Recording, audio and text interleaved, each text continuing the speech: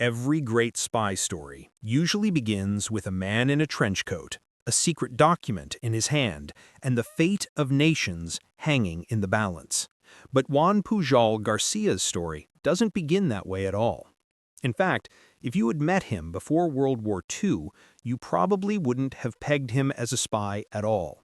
He wasn't a soldier, he wasn't a politician, he wasn't even a professional in the intelligence world. He was just an ordinary man from Barcelona, Spain, who hated extremes. Extremes in politics, in ideology, in everything. Born in 1912, Pujol grew up in a middle-class family during one of the most chaotic times in Spain's history. The Spanish Civil War erupted when he was in his 20s, and like many young men, he was pulled into the fight. But here's the twist. Pujol didn't actually care much for either side. He hated fascism, but he wasn't exactly a fan of communism either. He served reluctantly, switching allegiances at one point just to survive. That experience hardened him. By the time World War II began, he had one belief that guided his life. Both Nazism and totalitarianism were evils that needed to be fought. But he wasn't a soldier, remember? He didn't have weapons or an army behind him. He only had his wits, his imagination, and a burning desire to make a difference. And so, when the Second World War broke out, Juan Pujol Garcia made a bold decision. He decided to become a spy. The only problem, nobody wanted him. At first, he went to the British. He offered his services, saying he could spy for them, but the British weren't interested. He had no training, no experience, and no connections.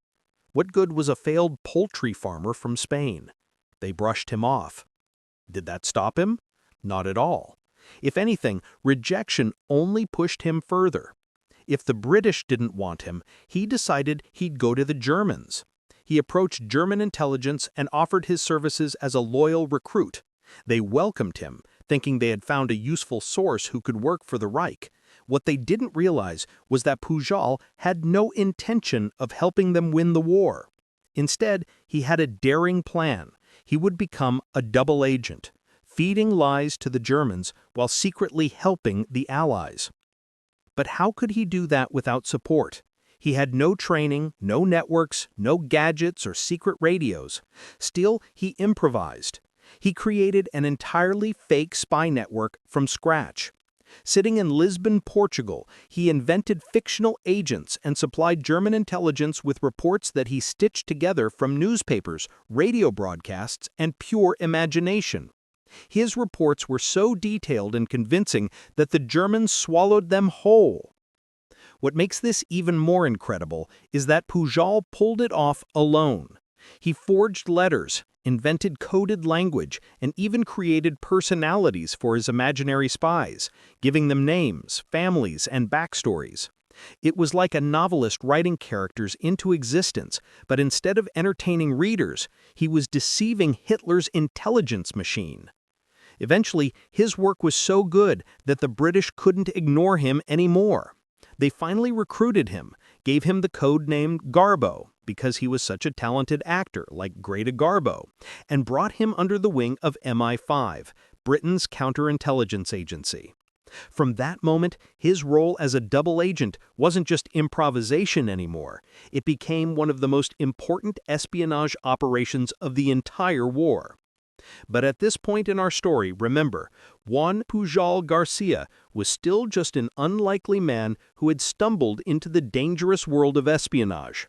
Nobody, least of all him, could have predicted that this ordinary Spaniard would one day play a decisive role in the most important battle of the 20th century, D-Day. The stage was set. The spy who never should have been a spy had become the man who could save the Allied invasion.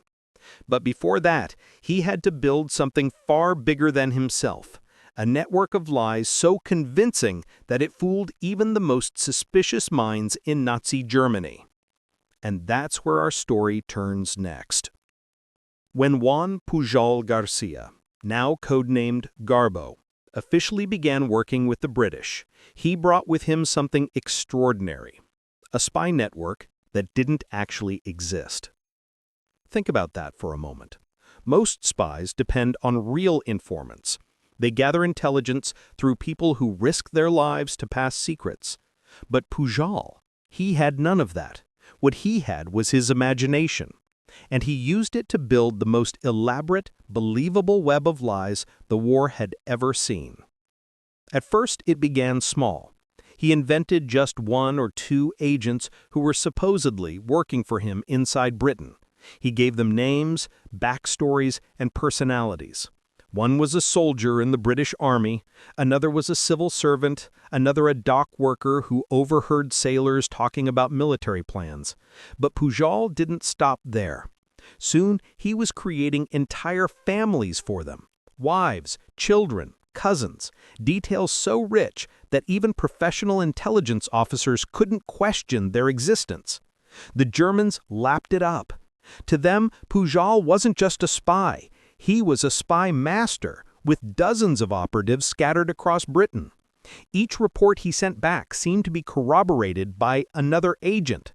But in reality, every one of those reports came from Pujol himself, sitting with pen and paper, crafting lies with the care of a novelist. And here's where his genius really shines. He didn't just feed the Germans fake information. He fed them believable lies. He knew that if he only gave them obvious falsehoods, they'd grow suspicious. So he carefully mixed truth with fiction. He would describe real details, like the location of an army barracks or the movement of a naval convoy, but then twist the timing or exaggerate the scale. The Germans would act on his intelligence, sometimes missing their chance by hours, and yet believe he had been completely correct. One famous example came early in his work. Pujol told the Germans about a British naval convoy heading to Malta. His information was accurate enough that German forces acted, but by the time they moved, the convoy had already arrived safely. To German intelligence, this wasn't a failure. They thought his source had been brilliant, even if they were just a little late. Their trust in Pujol only grew. Meanwhile, the British intelligence agency MI5 helped refine the operation. They made sure Pujol's reports didn't accidentally compromise real missions. They supplied him with genuine but harmless military details to sprinkle into his lies. Together, they polished his deceptions until his spy network became one of the most trusted sources in Hitler's entire intelligence apparatus. By 1943, Pujol's imaginary network had ballooned to over 20 agents. Each had a name, a personality, and a role to play. There was the Welsh nationalist, the communist, the Indian student, and many more. To the Germans, it looked like Pujol had built a sprawling intelligence empire inside Britain. To the British, it was almost comical. The Nazis were funding an entire network of ghosts. In fact, the Germans even sent Pujol money to pay his agents, money that Pujol pocketed, since the agents didn't exist. But the comedy masked something deadly serious. Every lie, every fake report was building toward something bigger. The Allies knew that eventually they would have to invade France. And when that day came, the Germans would be desperate for information about where the blow would fall.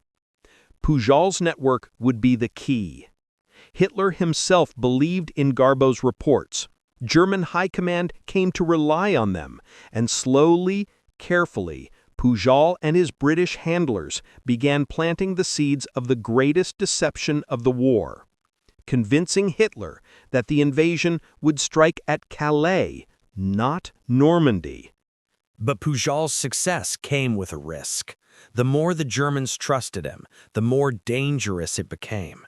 If they ever discovered his lies, his life would be worth less than the ink on his forged reports.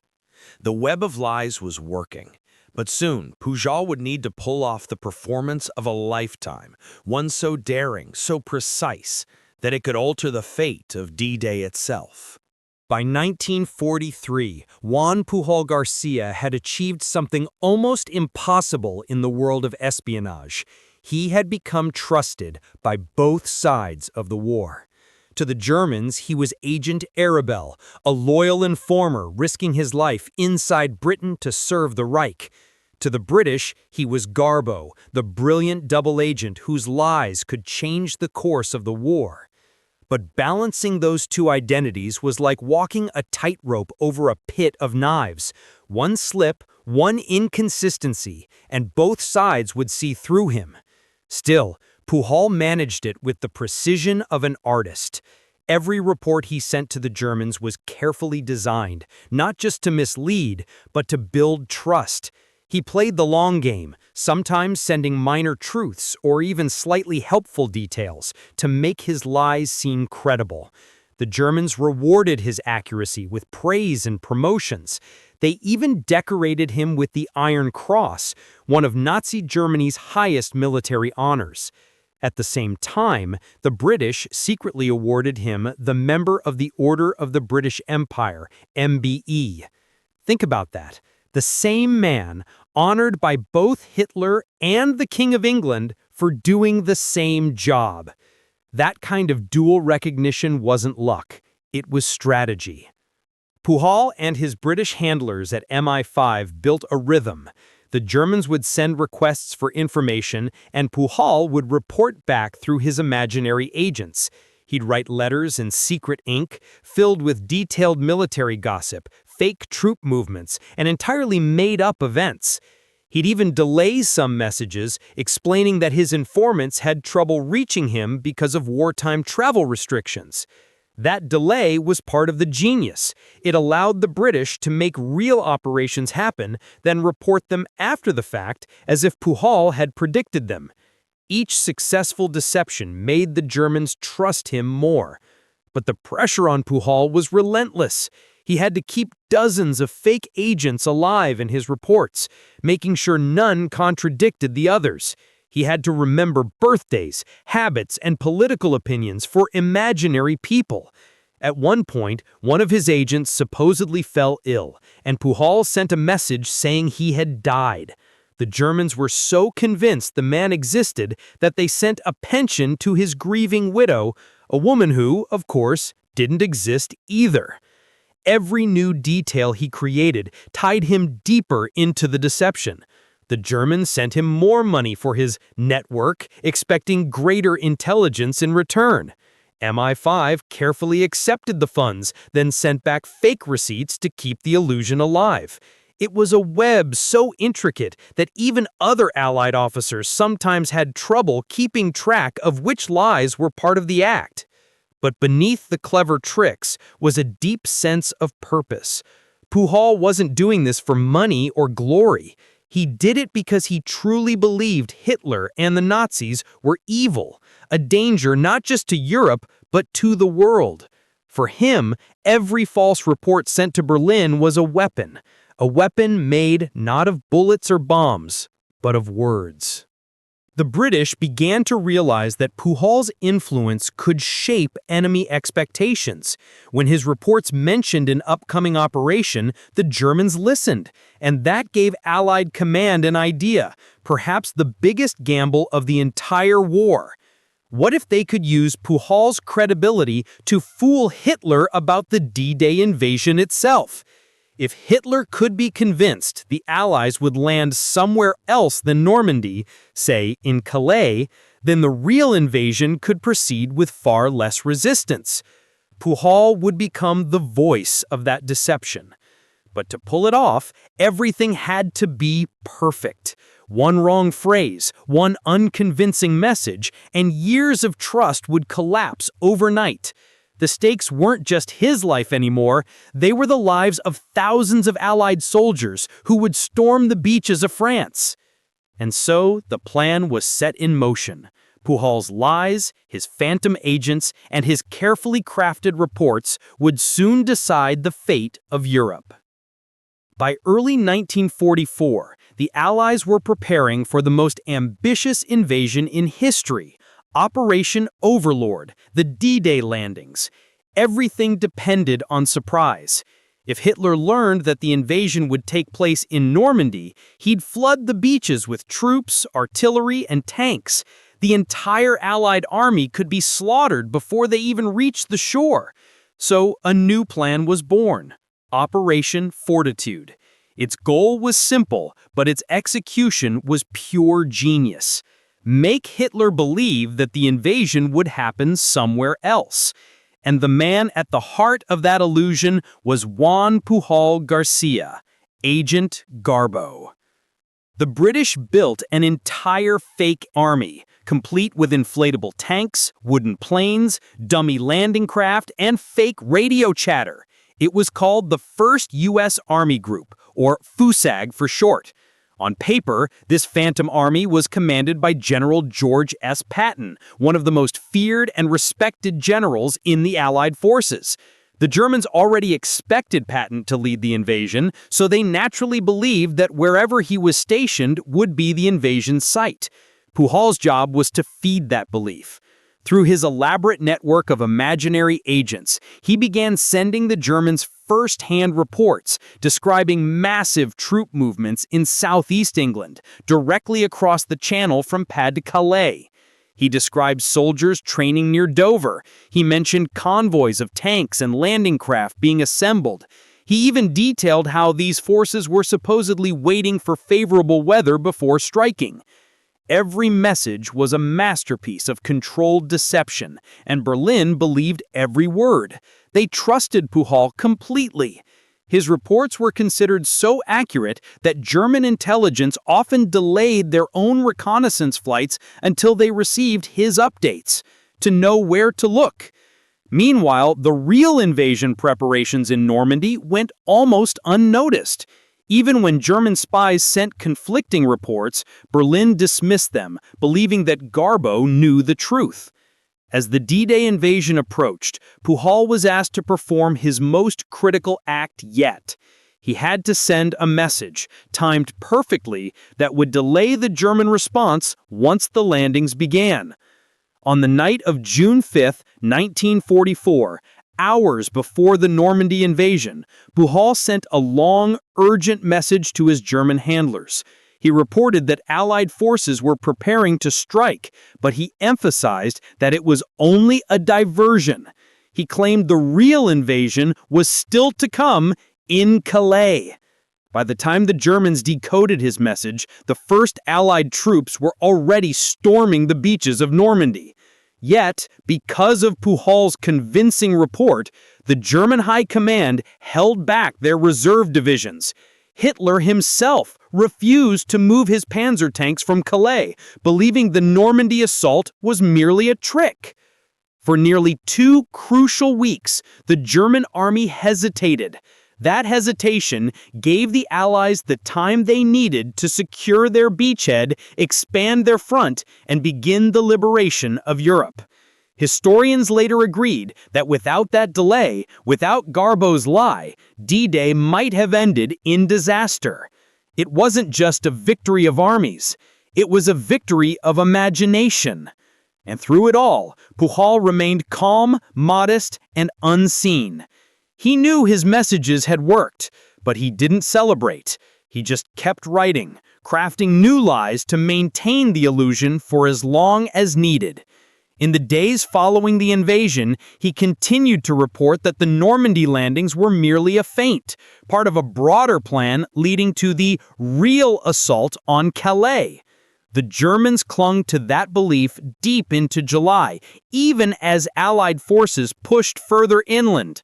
By the time the truth became undeniable, it was far too late. Pujol's deception had changed the course of the war. With words alone, he had fooled one of the most powerful military machines in the history. The invasion succeeded. France was liberated. And yet, most of the world had no idea that behind that victory stood a quiet man with a typewriter, an imagination, and an unshakable will to protect the truth by weaving lies. When the Normandy invasion succeeded, Juan Pujol Garcia's work wasn't over. His greatest deception had worked, but the illusion needed to be maintained. The Germans still had to believe that Normandy was not the real invasion. For weeks after June 6, 1944, Garbo kept up the act. He sent message after message insisting that the main attack was still to come at Calais. He told his German handlers that the forces in Normandy were merely a distraction, a trick to pull German divisions away from the true objective. And remarkably, they believed him. Even as Allied forces pushed deeper into France, the German High Command refused to move their Calais defenses. They waited for an invasion that never came. Their hesitation allowed the Allies to build strength and advance steadily inland. It was the ultimate victory of deception over force. One man's imagination had reshaped Hitler's entire strategy. Garbo's messages were so detailed, so precise, that the Germans considered them gospel. He wrote of non-existent divisions, invented conversations between generals, and fake movements of ships and troops. His reports were full of small, believable details, weather updates, troop morale, shortages of equipment, all crafted to sound authentic. To the Germans, Garbo wasn't just reliable, he was indispensable. They described him in their records as the crown jewel of our intelligence network. Berlin trusted him more than any other agent in Britain. And then came the ultimate proof of his success. The Germans awarded him the Iron Cross, one of the highest military honors of Nazi Germany. Think about that. A man working for the Allies was decorated by Hitler's regime for his loyalty and service. What the Germans didn't know was that the same man had already received another medal from the British for his service to the Allies, the MBE, or Member of the Order of the British Empire. That made Juan Pujol Garcia one of the few people in history to receive high honors from both sides of the same war. Still, for all his achievements, Garbo lived under constant pressure. He had to keep his lies consistent, make them believable, and avoid any slip that could expose him. Even after D-Day, he continued to fabricate intelligence about Allied strategies, troop rotations, and new invasion plans. He had to maintain the illusion until Germany's defeat was beyond doubt. It wasn't just storytelling anymore. It was psychological warfare on a knife's edge. The Abwehr, Germany's military intelligence agency, was still monitoring every message. One inconsistency, one wrong phrase could raise suspicion. If they ever uncovered the truth that their most trusted spy was actually feeding them poison, Garbo would have been marked for death. But he was too meticulous, too brilliant to make mistakes. He studied German responses carefully, adjusting his tone and timing to match their expectations. When they doubted something, he'd send another message clarifying the details, pretending to be concerned about enemy misdirection. Each time, he deepened their trust. By late 1944, as Allied forces approached Germany's borders, Garbo's mission was nearly complete. His deception had crippled the Nazi war effort. Tens of thousands of German troops had been misallocated, waiting for invasions that never came. Even Hitler himself refused to redeploy his Calais divisions until it was far too late. The British intelligence officers who worked with Garbo understood the magnitude of what he had done.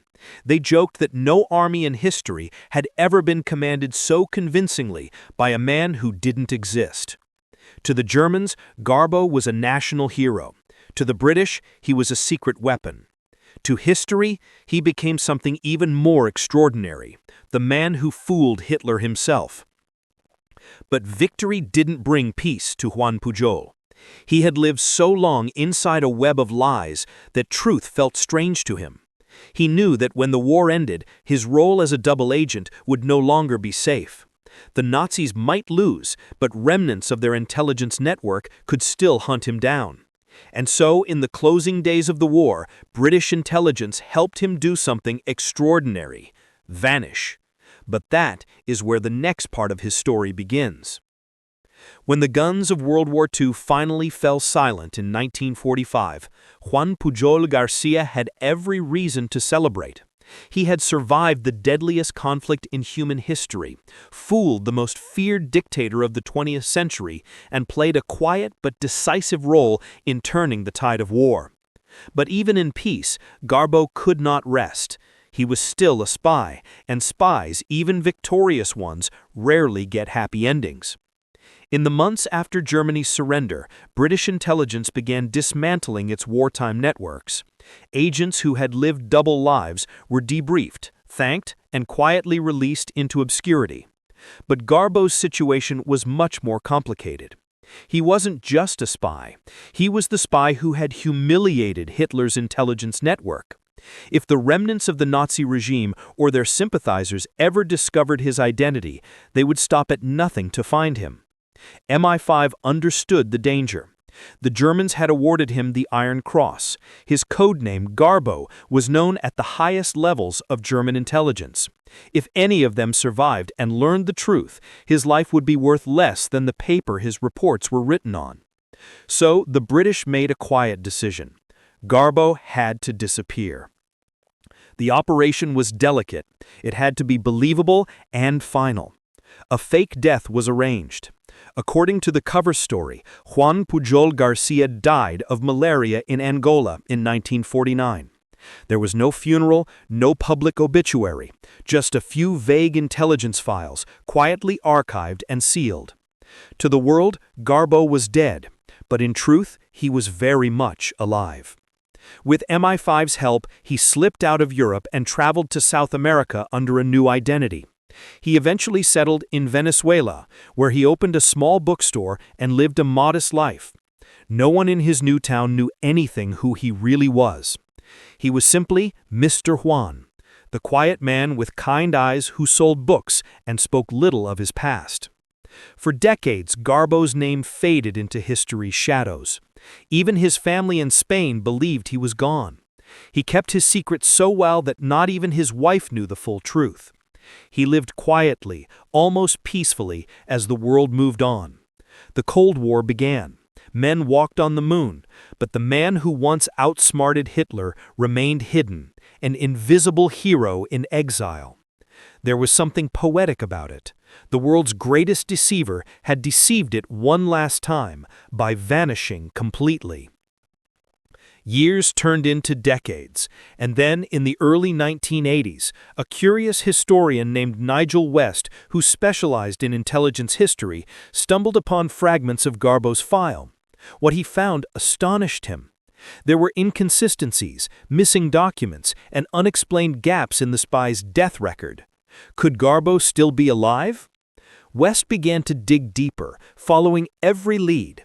And finally, after months of searching, he found him, living quietly in Caracas, Venezuela, still very much alive.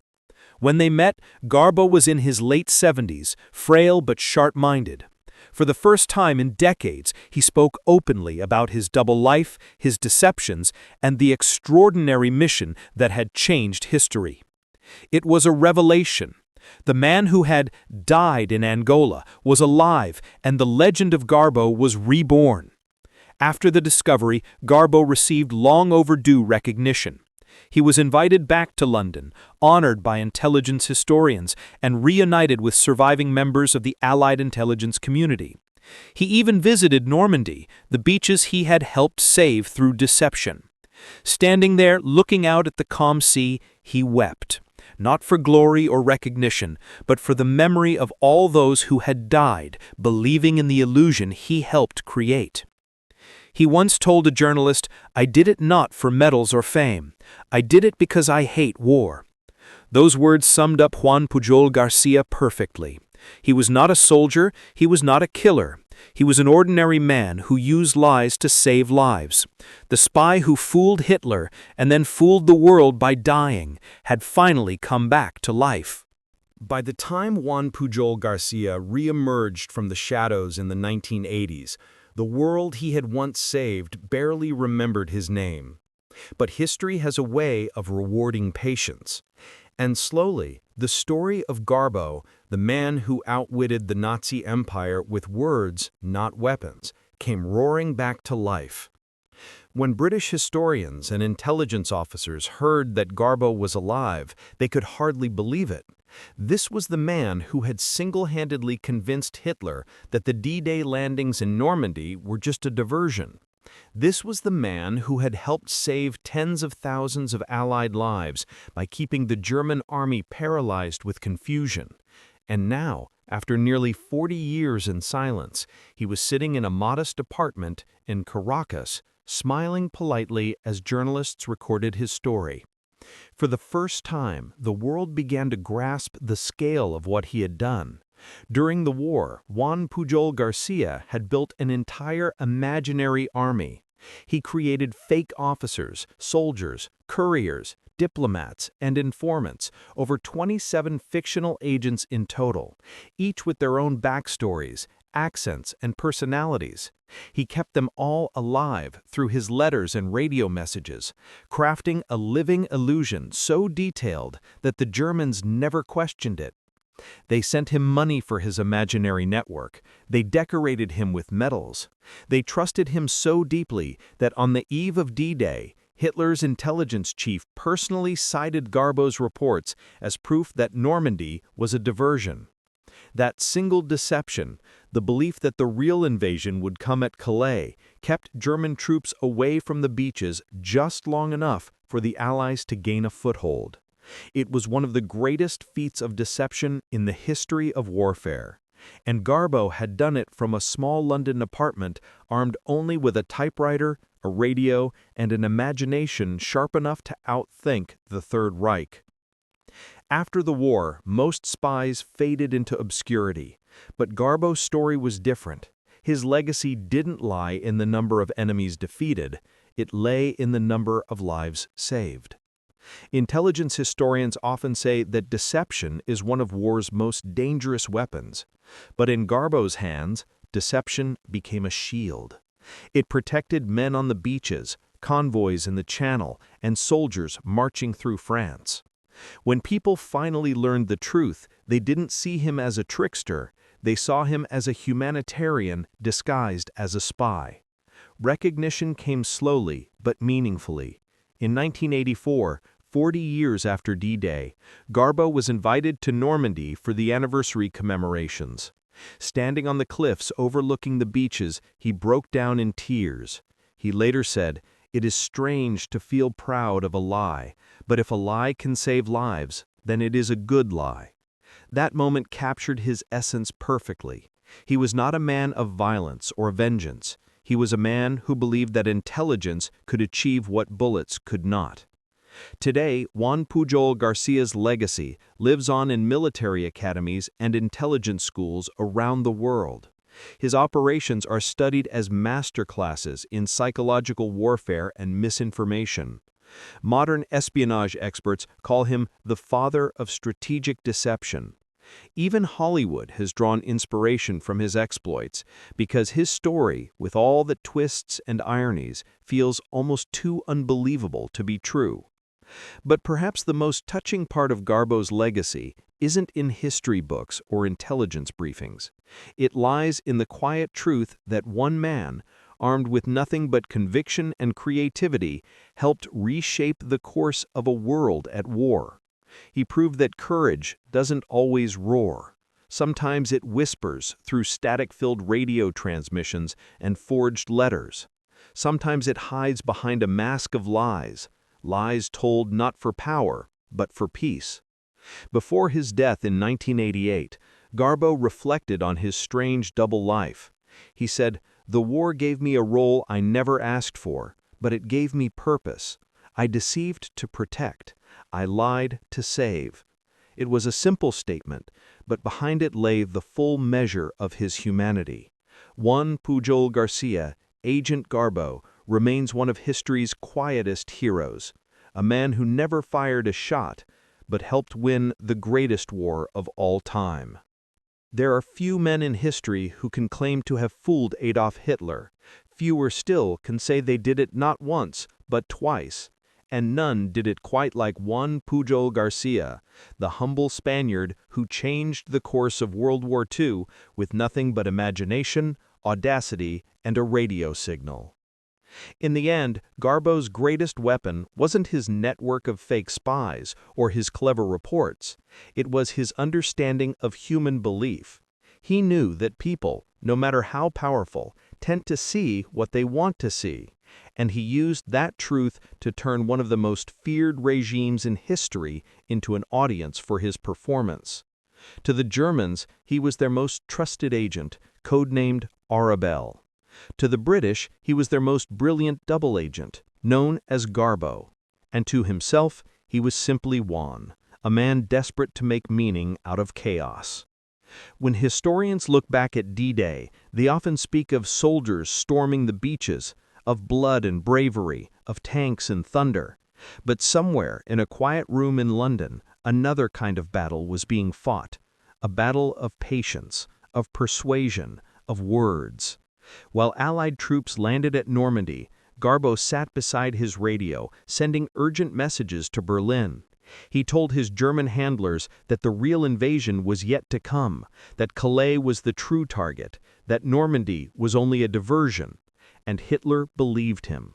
For days, the Führer refused to move his reinforcements. He was certain Garbo was right. That single decision, based entirely on the trust one man had built through lies, allowed the Allies to gain a foothold in France, a foothold that would eventually liberate Europe. It's a strange legacy, isn't it? A man who saved lives not by telling the truth, but by perfecting the art of deception. He wove falsehoods that became lifelines. He built illusions that became victories. And yet, behind all the secrecy, Garbo remained deeply human. He felt guilt. He felt loneliness. He often wondered if his lies had cost lives, even as they saved others. He once said, "To deceive in war is to play with the lives of men, but sometimes to win peace, deception is the only truth." It's a haunting thought, one that reveals just how heavily his mission weighed on him. After the war, Garbo vanished. He staged his own death, leaving behind a widow's telegram and a false grave. He moved to Venezuela, running a small business under a new identity. For years, he lived as a ghost, a fitting fate for the man who had mastered the art of invisibility. He watched the world rebuild itself, watched new wars erupt, and watched the old lies of humanity repeat themselves in new forms. And through it all, he remained silent, until the truth finally found him again. When Garbo was rediscovered in the 1980s, reporters asked him if he regretted anything. He paused, smiled softly, and said, "No, I only regret that I could not have done more to stop the killing." That single sentence captures everything about him. He was a man driven not by ideology, but by empathy. He hated violence, he loved peace, and he used deception, not for power or pride, but to end suffering. Today, Juan Pujol Garcia's name stands beside the giants of espionage. His methods are still studied by intelligence agencies across the world. But beyond the tactics and history lessons, there's something deeper to take from his story. It's the reminder that heroism doesn't always wear a uniform. Sometimes it hides behind false names, coded messages, and invisible acts of courage. Sometimes the truest bravery lies not in fighting harder, but in thinking smarter. Garbo's story isn't just about one man deceiving an empire. It's about the power of imagination to change destiny. It's about how one person, fueled by conviction and creativity, can tip the balance of history without ever lifting a weapon. In the end, Garbo proved that truth and lies are both tools, but in the right hands, even lies can save the world. When he died quietly in 1988, the world barely noticed. But somewhere, perhaps on a dusty shelf in a war archive, his radio reports still hum in memory. Messages that once misled a dictator. Messages that helped free a continent. And as the echoes of that war fade into history, one truth remains clear. The man who fooled Hitler didn't just win a battle of deception. He won a victory for humanity.